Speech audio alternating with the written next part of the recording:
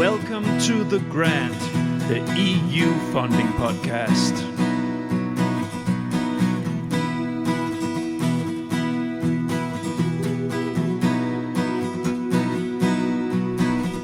The Grant. My name is Untitled Chapter, and I'm the creator, editor, and host of The Grant.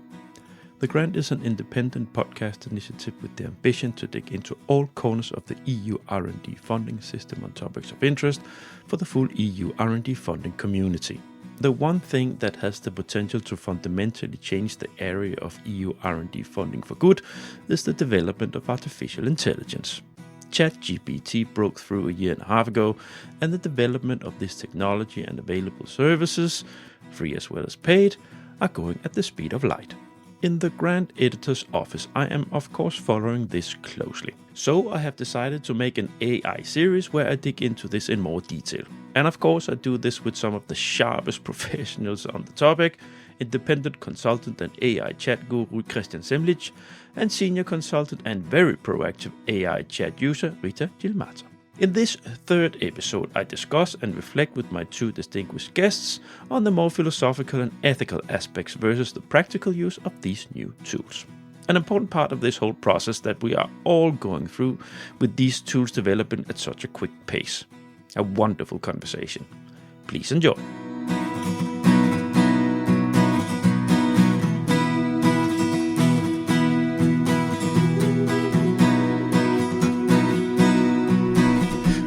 Grant. Welcome to The Grant, the EU funding podcast. Now, today we will have a go at the third episode in the AI series that launched a couple of months ago. Should be by now. First one is out now in real time when we speak here. It's just coming out and big success as expected. People love it. That's good. Kristjan, Rita, welcome back. Hello. Hey. Yeah, this is how is it to be part of a success? Let's open the champagne. people love you guys. So it's me. I'm just a facilitator and mediator here, just asking the stupid questions. No, this is good. We did the right thing. I'm very happy that you're with me here, and I'm very happy that we're fitting in a fourth one. I would just schedule 3, but because we were so chatty last time, we ended up being too long. So now we're covering the second topic that we should have covered, second subtopic. We're going to make a full podcast episode out of that. But just before anything, if this is the first time people listen, you can make it short. Rita, present yourself shortly.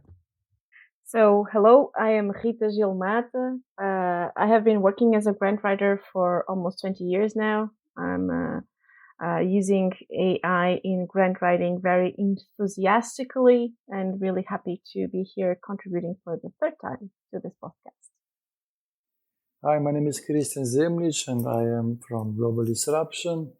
Like Rita, I'm in EU grant writing for 20 years and also using AI very enthusiastically, mostly to deliver trainings to research and grant writing teams in various organizations to help them create better, more successful EU proposals. And actually, I never do this, but maybe I should just take 2 lines for myself. So I'm Untitled Chapter, and I have 16 years of experience working with the EU R&D funding from different sides of the table, which is my claim to fame and the robustness that I give to starting up this whole initiative of a podcast. No.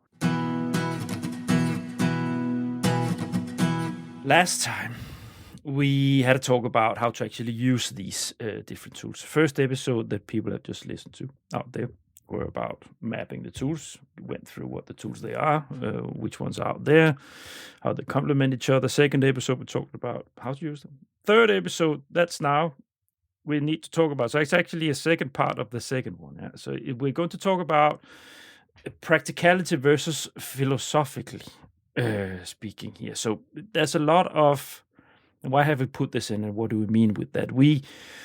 Because we scoped out the scope for these 3 to 4 episodes together. the idea is that this is something that a lot with AI tools, something that people have a lot of. Many people have worries. Many people have hesitations. Many people have a lot of reflections on how is it, can I actually use this, and can I use it? How do I use it if I'm supposed to use sensitive information? How is these? Where do they come from? Who's keeping this information? So on and so forth. Very legitimate, and it's also at the top level, it's an issue for the European Commission itself, right? And for governments, it's a matter of how also to put a legal fence around these things, which is now it's more or less a wild west, right? So there are a lot of elements here, and I'm not saying that we will be able to cover everything in this little talk we'll have the next hour or so, but at least we're going to give it a little bit of color and nuance, and how to reflect over these things. Now I already said way too much. Ladies first, Rita, your thoughts about this part, about these elements. So my thoughts about this are that generative AI is here to stay, and you might as well accept it and work with it. As everything in life, it has limits, and these limits can be either physical, technical, or ethical, but it has. And it's a hot topic, so everyone is discussing about it, that everything was a hot topic at its own pace and at its own time and rhythm. So it's just history continuing itself. It's good that it's a hot topic. And as everything else, I am fully convinced that these tools, which are disrupting the way we learn and the way we work, can be analyzed from the positive, affirmative, effective point of view. And being worried about catastrophic scenarios and doomsday and loss of ethics and everything, I perceive it more as an automated response of the human being to everything that it's very disruptively new. Everything is brand new. And it's not that they are not interesting questions. I just think that we need to reason about this collectively together. We need to learn. We need to be informed. We need to open ourselves to this because it's here to stay. So these are my first thoughts. Yeah, Kristjan? Yes, I absolutely agree with Rita. So many said AI is just a hype. You still see that in many conversations. But I also think that it's not going away. It's just, so many studies are showing that people are using it. Generative AI or AI tools of many kinds, whether they should or shouldn't use them and so on. I already mentioned that in the last time. Me too, am very happy for it. I explore it. But to be very honest, I'm also listening to people who are against it. They have reasons which I don't sometimes see or hear or read because I'm too over enthusiastic, yes. Mm-hmm. And since we are very early, nobody really knows who is right or wrong, and only time will tell. So whatever we say, I just took part today in interesting discussion. Prompt engineering, will it stay or will it die or go away? Mm-hmm. Who knows? If you know it, it gives you some advantage. You get more from AI. You access to more implicit knowledge that usually you cannot access with just regular questions, for example. But on the other side, who knows what's going to be in 3, 4, 5 years?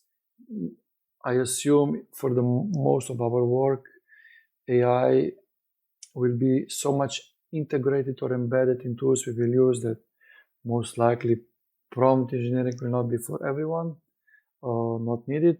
And we had this analogy actually.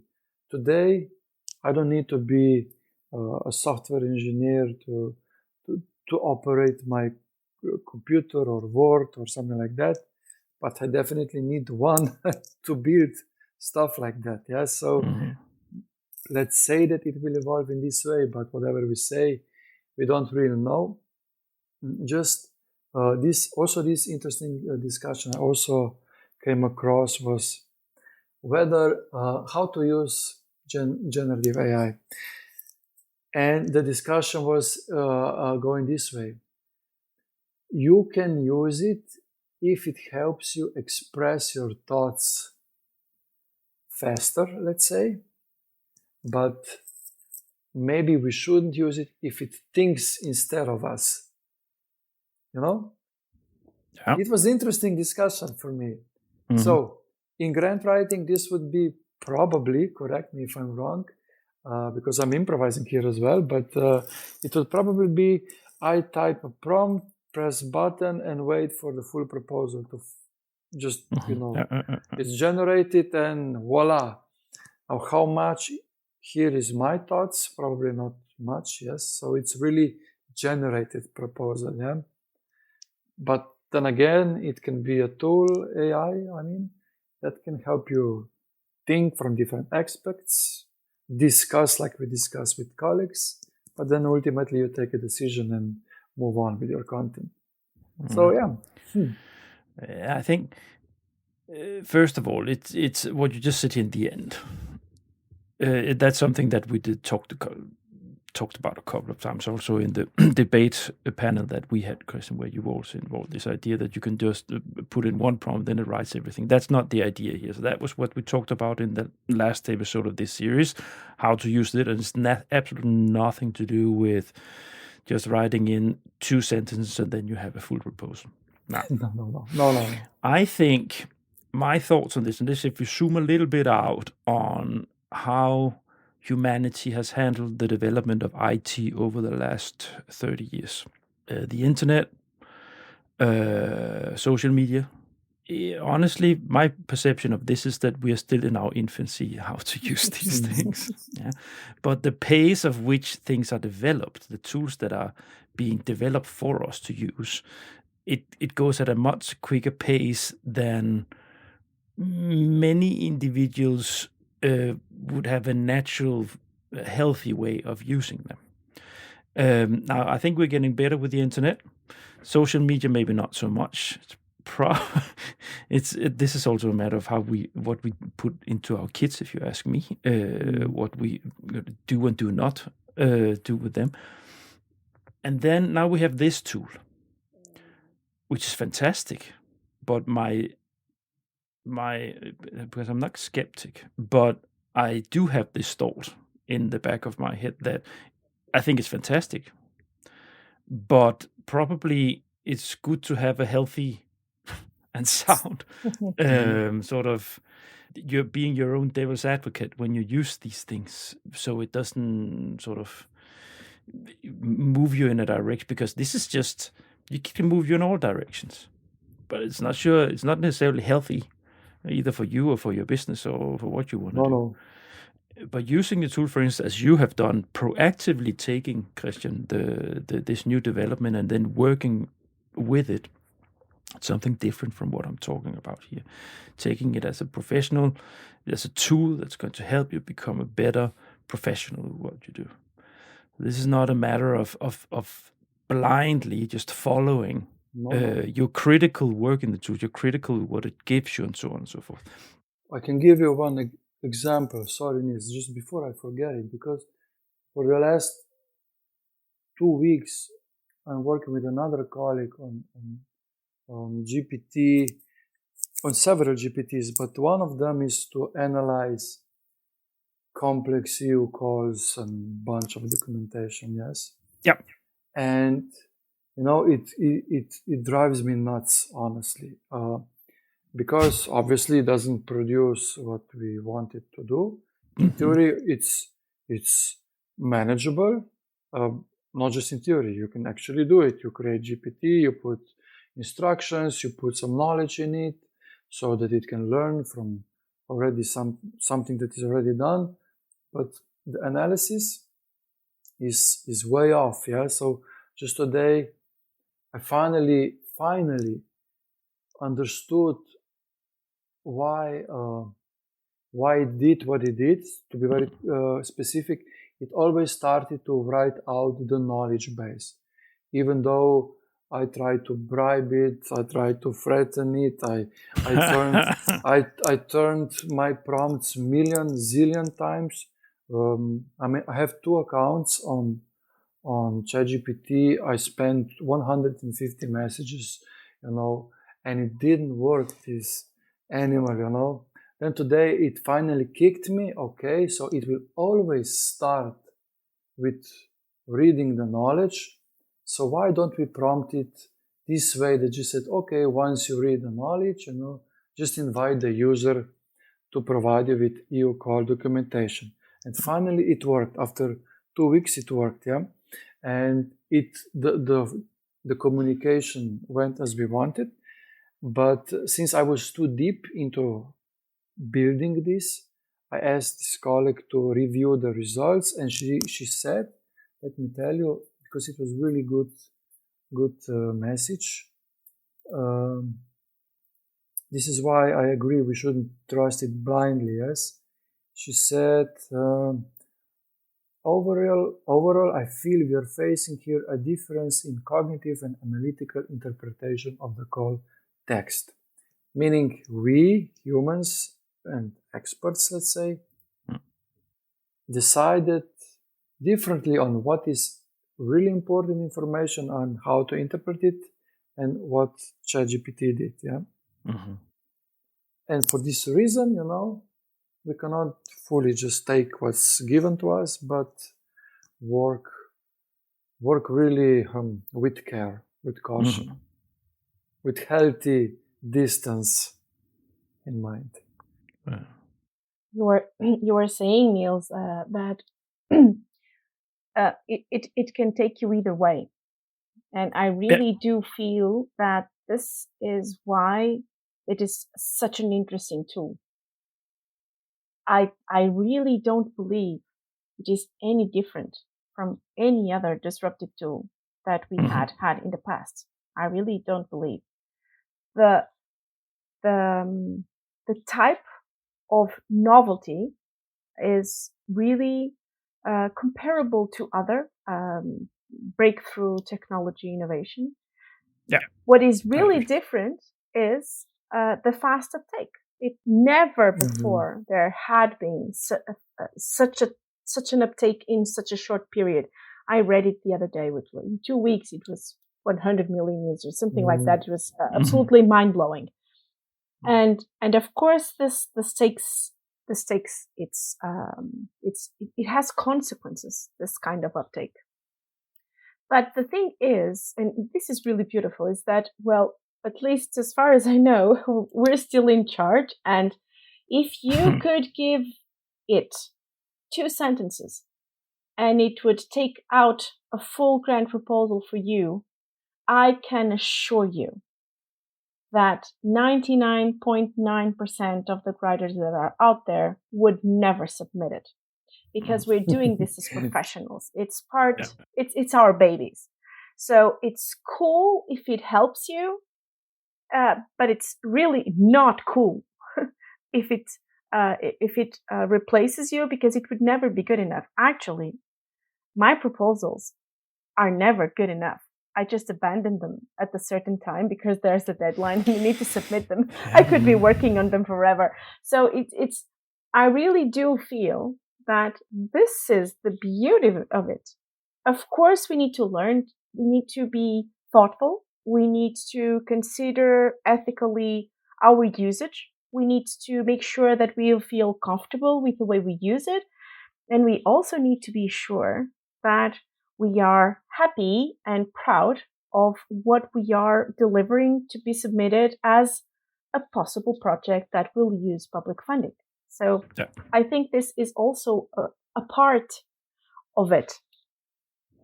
And this is also what we discussed in the last episode, which is the first half of this, so to say. It should never be perceived as someone taking over. It should be perceived as a wall that you play up against, a brainstorming partner, a a third guy in the room, third lady in the room that gives you feedback, and then you look at the feedback and use it. That's not good enough. Where did you get that from? So on and so forth. But taking off a load of issues that would normally take a lot of time, that is not necessarily related to what you have in between your head, in your brains, right?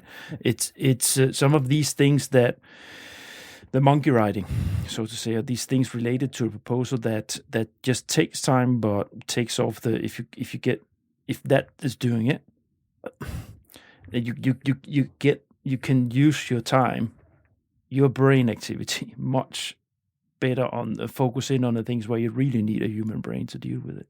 You also said that in the last episode, Rita. Remember.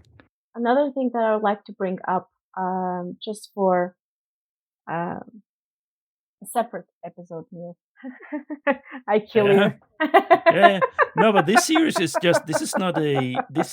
something that's going to continue. I'll also make episodes with other guests, and or maybe we can make panels, discussions, and so on. So that's going to be this is a series that will continue. Oh, it will for sure. It will for sure. And I would like to suggest that you try to make a podcast about this with funders or someone representing a funder, because I truly believe that there's this other side of the equation that is the evaluation of proposals and the funder's perspective on all this, that I would really, really like to hear about. And I do believe that the usage of AI in grant writing might actually be the trigger that some funders needed to finally take a new look at the funding process, really look at it again, look at the parameters, look at the criteria, look at what kind of value are you giving to equity, diversity, and inclusion on it, how you say that the proposals need to stand out. So maybe this can push them to be better professionals, to be better at doing what they do, which is giving money for science and innovation. So I really would like to. This is an excellent idea. I'd love to do so, but what I've always focused on since I began this, from the funder's perspective, would be the commission. But I haven't given up. But I'm not going to waste my time trying to get them on anymore, because it's very difficult. So what I think I'm going to do, I'm going to try to get other. Yeah. So I will contact some of my contacts in the Danish funding system. Yeah. I also have contacts to the Norwegian funding system. If you have contacts yourself from national funding offices in Portugal, Slovenia, wherever, feel free to reach out to them or let me know the contact details. I can do the hard work myself with that, because I would like to at least have someone sitting on the box of money and say, this is how we perceive these things. Yeah. And also, just to finish, I think that there's an implicit idea here that I don't think it's explored enough, is that we're talking about generative AI, like we don't have a say on how it is used.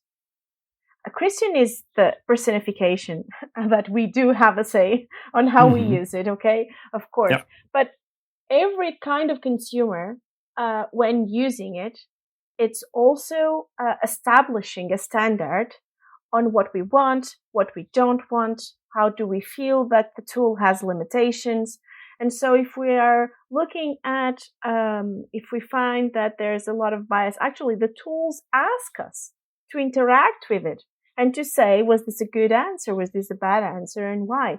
So I also don't feel that it's very adequate to have these things such as, oh, this is good, oh, this is bad. Like, we're not part of it. We are since the inception, because it's trained on everything a human has produced.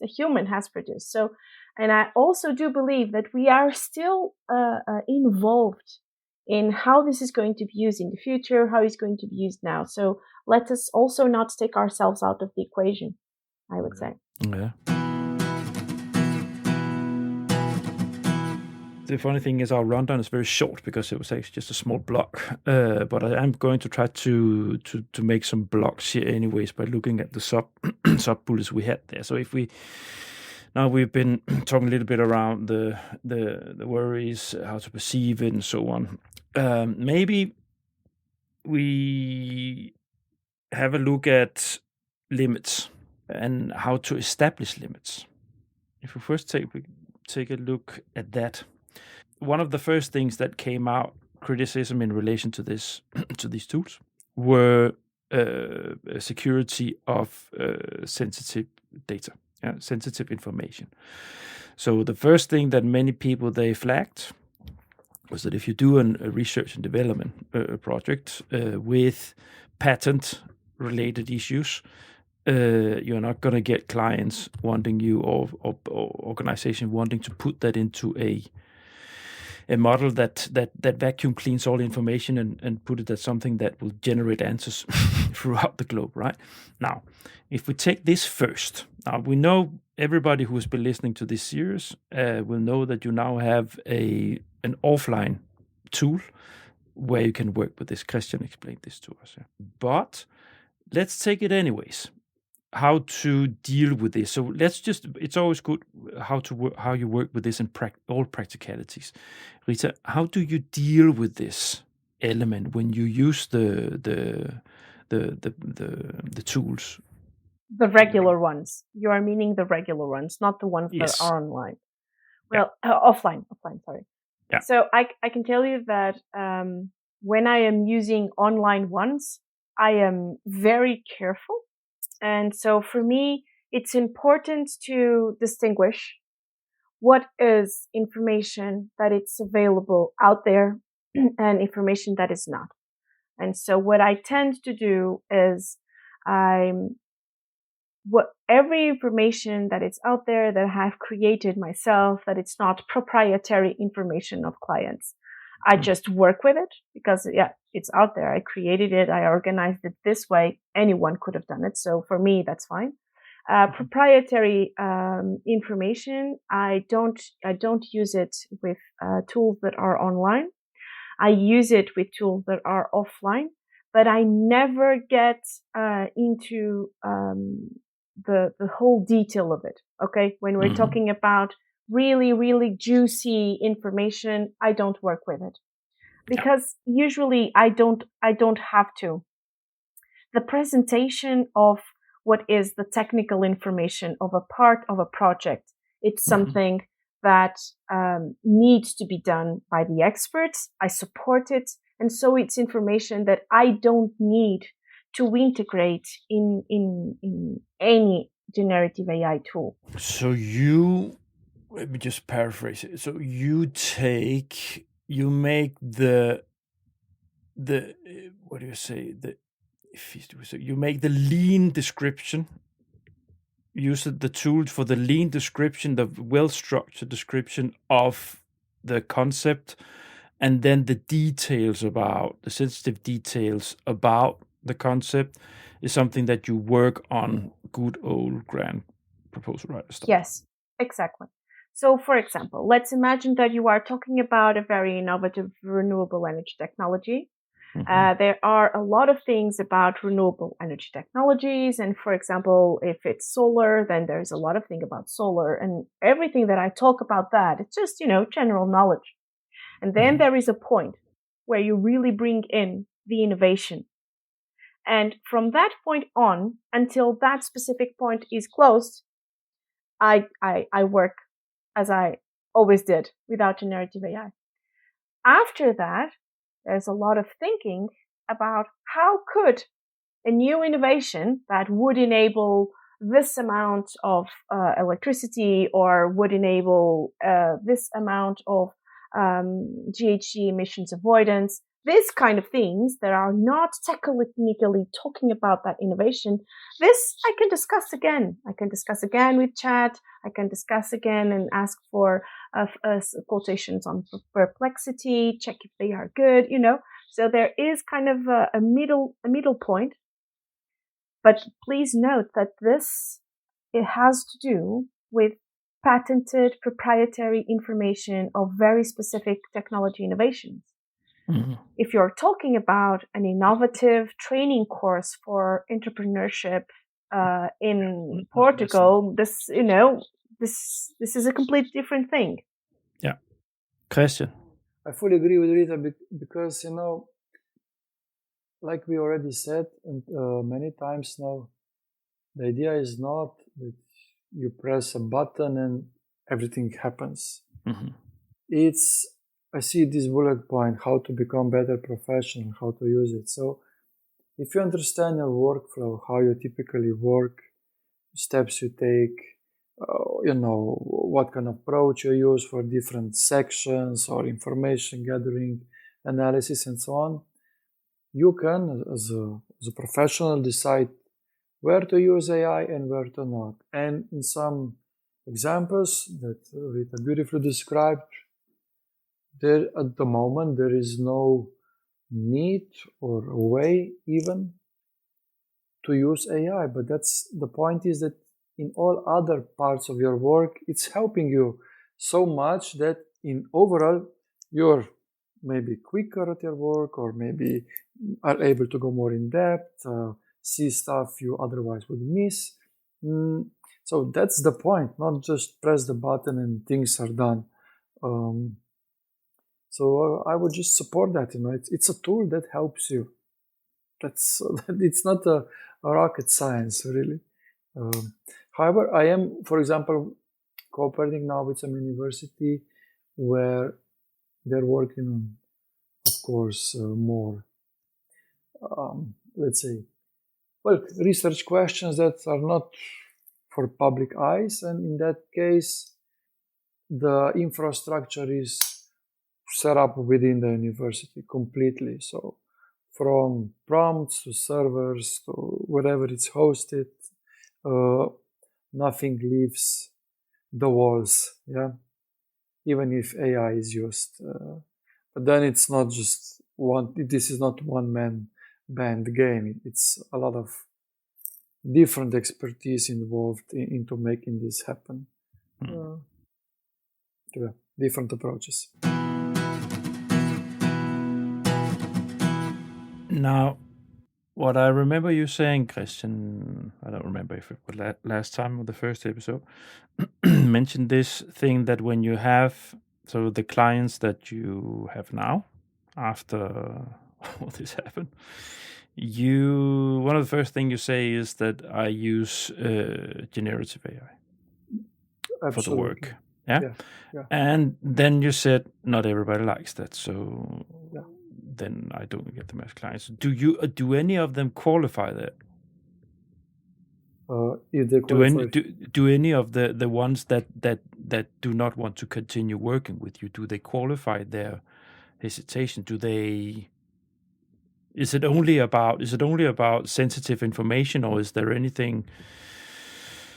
It's number one reason is the sensitivity of information. Okay. Even if you say, and it's not only me, I actually heard that from research institutions as well, who are having some clients, as their economic activity, who step back when they hear they use AI, even if they say, look, it's our infrastructure behind the walls, nothing leaves this place. So this is how it is at the moment. Yes. Yeah, and it's going to be like that for a while. Yes, nothing wrong with that. I mean, everybody has its own reasons, and like you said, we are in very early stage, so we are all right at the moment, or more or less, let's say. I will get back to the professionalism around this. Yes, Rita. So it never happened to me. So actually, with my clients, we don't talk a lot about the usage of generative AI. This is something that I don't think that the clients that I work with are very worried about. It's also very important to understand that we, and I'm talking we as grant writers, usually we sign solid NDAs. And these NDAs should, besides our experience and our professional integrity, should also tell the client that we are responsible for our choices in preparing the grant, and of course that we are in this game with them, right? We are in the same boat. We want to preserve what needs to be preserved. Maybe this will happen to me in the future, and I think that if this is such a delicate topic, that even with responsible use of AI, and even with NDAs, even with offline software and structure, if this is still a problem, then I think that what I would say to that client is you need to hire an expert and have it working in-house, because I think it's too much pressure on a grant writer to be working. You see, there are some things that we really cannot do. So in my perspective, if you have such a delicate situation, so if you're working on security, on defense, this kind of delicate topics, I can understand the hesitance, and I do believe that having in-house grant writers would be the best. No. This is a little bit about from the community's point of view that we just discussed, but we also, you're grant writers, you come from a professional sector. Yeah. Both of you, part of that I used to be. And the following I start to have a lot of contacts on LinkedIn related to this sector, right? Because what I do here, and I don't see a lot of discussions, but there are a few peeps here and there, especially one of my.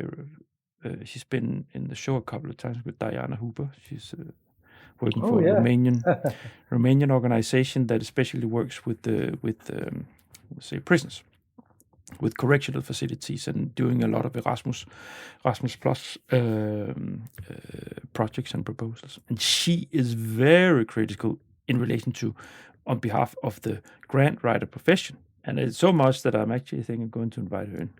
She would definitely also be listening to this. That's a great idea. I think that's a great idea. I'd like to have her in because she is a very strong-minded person, and she has a lot of pride in as vis-a-vis her profession as a grant writer. She's very. She has an opinion. Yeah? She's a very opinionated person. She's quite brave about having them, and she's not afraid of discussing them. And she thinks that here it's what I sort of picked up is that she thinks it's cutting too many corners, and it's not. It's then you're going to lose the professionalism of the real grant writers that don't need to use these kind of tools. Now she might be shaking her head out there listening to this, but I am going to invite her in, and she will be able to express her opinion herself about this. Anyways, so have you heard within the sector? Have you heard people? Are there anybody in Impact that are hesitating about the tool and what they are? Or well, I would say no. On the contrary, what I do feel is that, for example, Impact Funding Europe, where I work, since we started with since generative AI started, this hype on grant writing, what we have been having, it's a lot of training, a lot of in-house training, and sometimes just discussing how are you doing, how am I doing in group, to make sure that everyone that we are more or less aligned with what we are doing and how we are doing it in a way that we feel proud, we feel that we are within limits, we are using this ethically and responsibly. So we have been doing it a lot. And if I look at the wider community, so outside of the company where I work, I do believe that everyone is especially curious. I think that curiosity and willingness to explore, it would be the words that I would use the most. Kristjan, have you picked anything up of? So not. Have you received really angry emails? No, not at all. I noticed. You son of a- I noticed comments you mentioned earlier. But like I said, I appreciate them because we need to listen and remain with, let's say, Cool-headed. Yeah. But I would say that within our community there is, like Rita said, a lot of curiosity. Maybe not loudly vocalizing, "I'm totally for it," But you see that there is interest when you put out like survey or when you open a training, then applications just start to arrive. It's then something is happening. And I think I replied to someone somewhere that yes, AI. For many, it seems like cutting corners, shortcut. But many, and I find me here as well, and people I speak to, I work with, like Rita or Eunice or whatever, we are trying to add value with it. So, I don't know. Yeah, mobile phones are shortcuts. Office Word is a huge shortcut, so everything, we just need to put this into perspective. I think we are very focused on what's happening now, and we are not looking up and seeing that this So, but for example, you probably noticed a few days or maybe a week or something ago, it was published responsible use of generative AI in research. So why not? Absolutely, we need some guidance, yeah. Of course. But for example, what I'm doing right now is I uploaded this into Claude because it reads a bit better, these files and everything. And I turned it into actionable guidelines. So instead of overall guidelines, I tried to break it down with help of AI in possible, very feasible next steps. And this is going to be part of our, let's say, training, because many are curious, but also need some roadmap. Okay, so now what to do? And at least you can turn such document into an actionable tool, really. And the irony is that AI can help you do that, yes. But it's something to discuss. It's not the final product. I'm happy to put it on the plate and speak with other experts who are probably more knowledgeable than I am, and say, okay, so what do you think? Is this manageable? Are these 3-4 steps I came up with the help of AI actually feasible? Do they make sense or not? But why should we waste another 2, 3, 4 months to see another such roadmap if I can do it in 2 hours and then discuss it? If I might add, Niels, one of the things that I really believe it's truly interesting is the discussion. But to have open discussions, we need to have openness for everyone to contribute. And if there is the general idea that it's cutting corners and cheating and doing it the best way, you don't create the context for an open discussion. And so the ones, for example, ethical experts are fantastic people. Usually I love everyone that I know that is trained and expert and has a PhD in ethics and all that, because the way that they approach topics and how they talk about topics, it's so interesting. We learn so much. So I really like this approach that you have, Kristjan, of having a roadmap to make it actionable. So, okay, if there's an ethical approach to AI, if this is being discussed, let me check how can I make sure that I am on board, that I can also be part, and do it this way. We need to make it open, discuss it. Niels, you should also invite someone from ethical aspects, that would be interesting. Sure. It carves out these things. I know to go many places related to classical EU funding area, but this is just carving out, right? So I might need to advertise for that. I had a thought, but now it's gone. If it's important, it's going to come back. Just about the ethical considerations, right? We are at those topics. Maybe to close is only that we all know that typically these the replies of generative AI are biased, and I personally take a lot of fun on giving back answers when I try to take out the bias and I try to make it more, make it more reasonable, make it more inclusive, and give it back. So it can learn a little bit more on that. So we know that we have to be worried about that. And sometimes, for example, when I'm exploring very new topics, I try to ask the same questions in different tools and then go around and check the contradictory of it. Like, this is something that we all need to do, and it's the same using generative AI. So if you want to go to the next level, you cannot settle for what it's known. What it's known doesn't bring novelty. It doesn't bring any difference. So you really need to go and search for that guy on LinkedIn, which is publishing a really cool thing.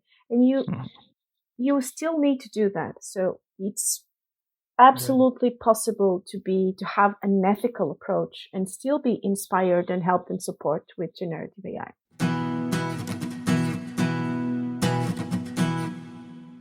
I got my thought back. That was because it was important. I think the European Commission, I don't think they know. They still really don't know how to deal with this, because the signals that comes out, it's still, sometimes you get the feeling that they still feel like the school teacher that needs to catch us the school kids from cheating on downloading the hand-ins from the internet, right? You have the feeling that they are supposed to referee this and to boss, to oversee all of this, and because they get the feeling that they still consider it cheating or not doing things the right way. I know that you have many individuals in the commission, in the clerks in there that are not of this opinion, but the official things that come out, I think we all liked or commented on something like this. There was something coming out, and I think I wrote a comment. It's just a matter of time, before they have to themselves use artificial intelligence in evaluation and stuff like this. It's just a matter of time, but it's. Again, nobody here has the answer. Of it's just the thought I had about the commission. They probably they are still they don't know how to deal with it. I personally agree 100% on that, in the sense that everyone is kind of being confronted with this at the same time, and of course that they feel they need to give the guidance, and it's very good that they do. Especially because the European Commission has been, throughout all of these years, an entity that it's very, very worried with values. So values are at the core of the statements. And so as this is something that it's potentially disruptive and can pervert the values, I think that it's really important that they have created this paper and they are giving a lot of attention to the AI Act and everything. So I really do appreciate that, but I agree with you that I think that they are trying their best, to the best of their knowledge today. Yeah. The only thing that I don't agree, and I also publicly expressed that, is that they should not be blind to what is already happening. And this, for me, it's, when I think they should take it more into the reality of what's happening. If, for example, the topic was that evaluators should not use AI to analyze proposals. Of course they are. Of course they are. And if they aren't, which, okay, it's absolutely possible, but I am totally sure that many of them already are, as I am totally sure that many of them still aren't. I don't understand is why the European Commission does not create a safe space for them to use it. If they are going to use it, they're going to use it anyway. So this is where it will end. Yeah, it will. So it's just a matter of how much friction is going to be on the way. We will need to create a safe space in which evaluators can do whatever tests and searches and whatever, how they want, without not putting in danger any of the intellectual property or innovation or author right. Yes, and this is also a matter of the development of the technology. It moves at the speed of light. So it's not going to be very long before there will be solutions that is perfectly safe for public administrations to use. I'm also sure of that. It's with what's going on, this pace, now it's early stage, right? We agree. Still early stage, yeah. And what they can do now, it's incredible. And so, of course, and just, sorry, let me just add this, which is really, really important. One of the problems with ethical limitation has directly to do with the technical creation of the models, how the models are created, how do models learn, how do algorithms make decisions. The transparency of how do models work goes a long way for researchers and for technical experts to understand and trust artificial intelligence. And in this sense, if the European Commission is really in the future to have such kind of safe space, which I really do hope they will, it's important that they are not just creating a service, they are also making a position on ethical and transparent use of AI themselves. And so it's not just how to use them well, it's how to create them well. You see, this is also adding to the issue, because we're not experts on this. We're not talking a lot about transparent and ethical AI from the root. But it should and can, and it is much discussed from the root of the building up itself. Mm-hmm. Are there anything else you want to add here? So I think maybe here, ending up the episode, you can maybe both of you try to sum up what you think people should be aware of when using the tool, just in a few lines. But I don't know, Kristjan, do you have anything else to add before we get to that? So I would just encourage people to try and test and see how they can manage this AI. Even though I spend a lot of time in probably overcomplicating my prompts, I'm really in favor for easy to use approach, so don't overcomplicate, and maybe here and there try something that's called subscription, even if just for a month, because then you can really test the difference of what this tool can do. Mm-hmm. Otherwise you can reach conclusions too fast. And there are so many great tools even for free. So ChatGPT free version is already beaten by Claude Sonnet, which is also free, and it does great results. But just try, play with it, and everything else, it's hard to predict. Let's just have a good faith in our work and best intention of all of us. That's all I can say. And while you're speaking, Kristjan, you can start with the last exercise here. So, your few thoughts on the ethical elements and what you would recommend people to be aware of when they work with this. Besides from trying it, what should they be? Are there any? Do you have any recommendations in relation to sensitivity, stuff like this? So, honestly, here I'm also not inventing the wheel. For now, common sense is still the main guideline. Preserve on safety, preserve or keep the confidential on site. Yes, of course, you can download Mistral or let's say as a language model and run AI locally and see how it really works. But other than that, I'm not really an expert.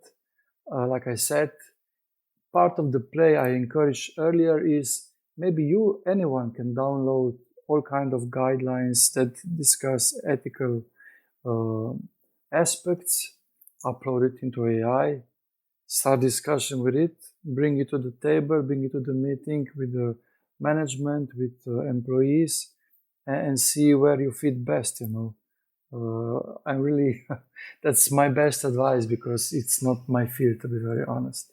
Yeah. Rita, do you have a few words of recommendation or consideration? So as a final consideration, I would just say that I think generative AI can help as much as it can hurt. So let's focus on the help because it will take you where you want to go. And try it, have fun with it. Just take 2 or 3 hours and test. Even if you don't use very complicated prompts, etc., just test it. I think that making yourself acquainted and familiar with it will allow you to be more comfortable with whatever comes out and how you can use it or not. In terms of ethical approaches, what I do like to say is don't be over reliant. Okay, so it's a very good helper, but everything needs to be read, everything needs to be checked and crossed. So if you are reliant that you gave it the best document, you gave it the best the context, and then, for example, one thing that happens a lot, very concrete example, you test a specific document against the call requirements, and sometimes it fails, of course. So don't be over reliant. So, as you know, ask more than once, etc., and be careful of bias. Read what it comes out critically, and don't forget that if there's something that comes out that you think it's either, I would not say biased, but that you are curious and surprised by that answer, don't forget to ask why it answered like that, because it could point you to very interesting things that you can find, or not, or you just find it was just a stupid answer. And there are also a lot of stupid answers. It's fine. That's what we also talked about in the last episode. So thanks, Rita. Kristjan, I think we're gonna wrap it up here. Now we scheduled 3 episodes when we first talked about doing this series. Now we've done 3, so we're supposed to, so that added an extra one.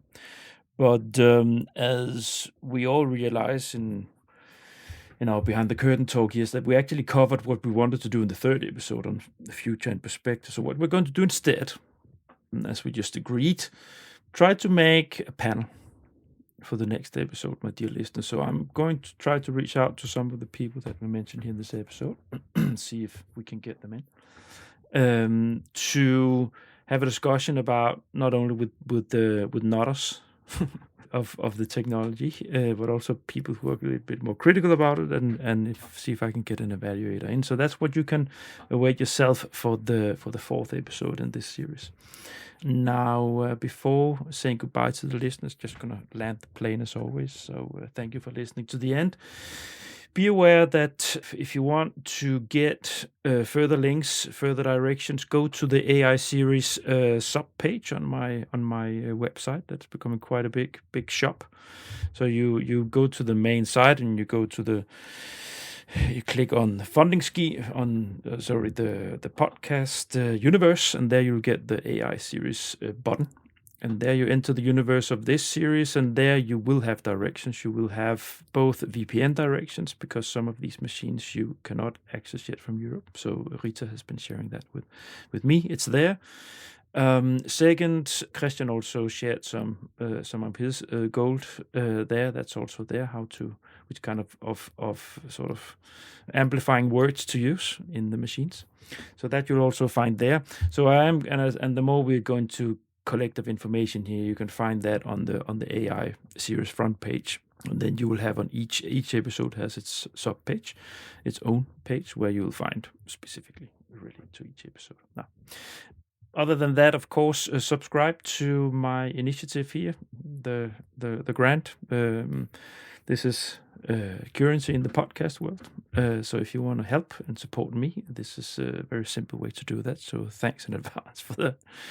And finally, connect with me on LinkedIn. You should also connect with both Rita and Kristjan. That's a lot of gold flowing through their LinkedIn posts, LinkedIn feed. That's that. Rita, Kristjan, thanks for this third round in this series. Thank you so much, Niels, for inviting us. Lovely as always, and we'll be staying in touch for the next episode. Let's say goodbye to the listeners. Bye. Bye-bye. Thanks for listening to this episode of The Grant. All the Grant episodes have their own site on the Grant website. You will find the link in this episode notes where you listen to your podcast.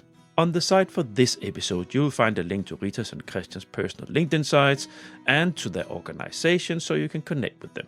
I have also added direct links to the most important large language model machines, instructions from Rita on how to access them, and on top of that I have also included some prompt tips from Kristjan. Next week's episode will be a project kickoff special. The organization I work for in my daytime job is part of the Erasmus Plus project called Win for SMEs.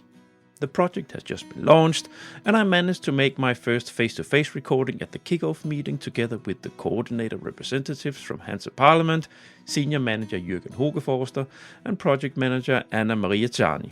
Besides from sharing a little bit about the project, we zoom in on the kickoff meeting and the importance it has for a well-functioning project. You can indeed look forward to that. Finally, some of you might have noticed that I launched a collaboration with grant consultancy company Inspire Science a couple of weeks ago. Together, the great team of Inspire Science and the grant developed Inspire Science's own series of 3 episodes flagging their capacities within different areas of supporting research organizations towards EU funding. Second episode in the 3P series has just been released. You will find it under the label The Grant Collaboration. You can also have your own podcast episodes. If you have a specific message within EU R&D funding that you want to share and think that podcast and sound would be an appealing tool in your communication strategy, please reach out to me for a conversation on how I can help you to make that happen. See you next week.